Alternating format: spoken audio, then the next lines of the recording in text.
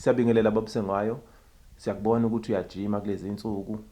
You are ready ukuthi ke uye emthonjeni othukela lapho uthi niyokhuluma khona nenkanyamba yezintaba zokhahlamba.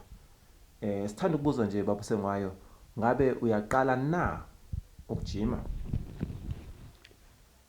Cha, angiqali umsakazi wami ukujima.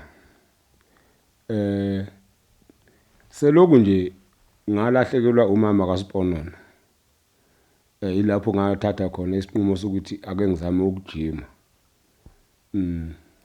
Ngize ngithatha leso sinqumo ke ingoba nganginenkinga yokulala. Ngithi ngilele uthola ukuthi manje kufika lento manje kube ngazathi manje iyahlupha iyahamba ifuna manje ngathi iyagibela lapha sakufuna nje ukungibulala. Oh, shuthu wow gowisha. Ugolisha ke yeah. Ngelinye ilanga ngake ngavuka impela kwemsakazi ngahlala phansi. Ngathula ngabheka endlini. Ngazibuza kathi hayibo uhambile ngempela. Ngathola ukuthi uhambile umsakazi. Yilapho ke ngathatha khona isinqumo sokuthi ake ngizame indlela ukuthi ngizivocavoce. Ngizivocavoce ngoba manje nala emqondweni kwase kungazathi igcwele izinto eziningi ake ukuthi ukukhipha nje lokho kuzitilesi la emqondweni yami ngoba ukuzivocavoca. Oh. Ya kubalekile kona babusengayo ukujima. Sixolisa ungene endabeni zakho. Sewakwazi babusengayo ukuthi undlulise ukugowisha. Ya, hayi. Sengagcina ngikhonile ukwenza lokho umsakazi. Yenze njani? Ngokuthi ngasuke ngayibeka kanjena lento ngazitshela ukuthi uma ngabe ngaqala nje ngokuya esibukweni. Ngafika esibukweni sami ngathi ngiyazibheka ngabona ukuthi oh man yazi mina ngiyicatch ikahle kahle ngiyicatch umthetho wami why pho ngiloke ngikhalela lo yamuntu angimiyeke ahambe. Oh. Hayibo manje babusengwayo kuyenzeka ukuthi umuntu uhamba nezinto eziningi ebezikhona la ku relationship afike nazo ongase ukuthola ke wena manje uzomisa kanjani ke lapho? Kufanele uma ngabe umuntu kahle kahle wemsakazi ukhone ukuthi le yanto abe nayo afike nayo la ekhaya lo muntu noma ngabe benokuthula thatha ukuthula lokho ukufake kuwe ngaphakathi. Uma ngabe bekhuthele thatha ukukhuthala ufake ngaphakathi. Khuthale wena egcekeni. Egcekeni impela ke manje uyindoda. Uma ngabe ube nemoto thatha imoto nawe uyifake kuwe ngaphakathi.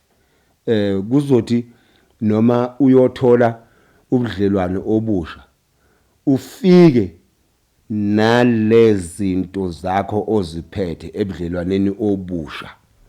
Manje ufika kanjani ke nesaluni makuthi benesaluni ufika kanjani uma ngabe benepholo noma ekulanda ngeGTI uzofika kanjani nako ku relationship entsha? Lezi zinto zonke abenazo zithathe uzifake kuwe ngaphakathi. Ngani ngoba into engiyibonayo umsakazi abantu abaningi baze benza kanjena nje abanye bathatha inqumo bayabulalana benzana ingoba abafuni ukwamukela ukuthi cha ngoba usihambile angamukele kodwa lezi zinto abenazo akazi uzigcine wena kuwe ngaphakathi. Oh, ngamanye amazwi babusengayo uthi uma ngabe unepholo kufanele wena usebenze ukuthi uzugcina ube nepholo. Uma ngabe bene girlfriend allowance uthi igirlfriend izokwenza kanjani lapho?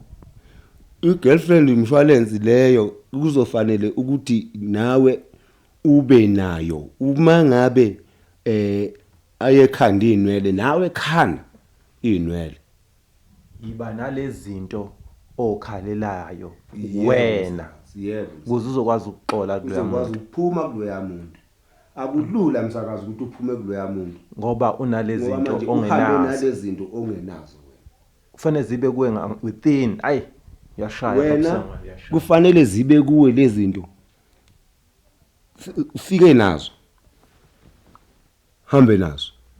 ngamanye amazwi uthi wena ababuse ngayo yiba nazo ufike nazo ya kuloyo musha oya kuwo ube nazo ufike nazo yiba nazo ufike nazo iba nazo fika nazo iba nazo fika nazo iba nazo fika nazo iba nazo fika nazo iba nazo fika nazo iba nazo fika nazo ukuzuxole iba nazo fika nazo ukuzuxole iba nazo fika nazo iba nazo fika nazo iba nazo fika nazo ukuzuxole msakazi abantu abaxoli ngoba abanazo msakazi hayi siyabonga sema ya msakazi amayi ngiyabonga kakhulu ababe nazo bafike nazo ngiyaxoleka ngalo nje hayi